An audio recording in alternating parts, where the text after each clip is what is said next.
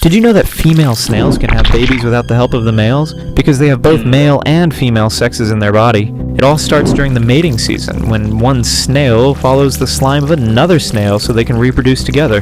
But the thing is, both snails are hermaphrodites, meaning they both carry eggs and sperms in their body. So when two snails meet, they don't waste time choosing roles. Both of them can give and receive at the same time. Here's where it gets weird. Both snails will then circle each other for hours in a slow-motion dance, sizing each other up and kissing each other. And then comes the dramatic twist, the love dart, also known as the snail penis. It literally comes out of the back of their neck. They then stab each other with it and then swap sperms. You take some of mine, I take some of yours. Once the exchange is complete, both snails' eggs get fertilized and they walk away.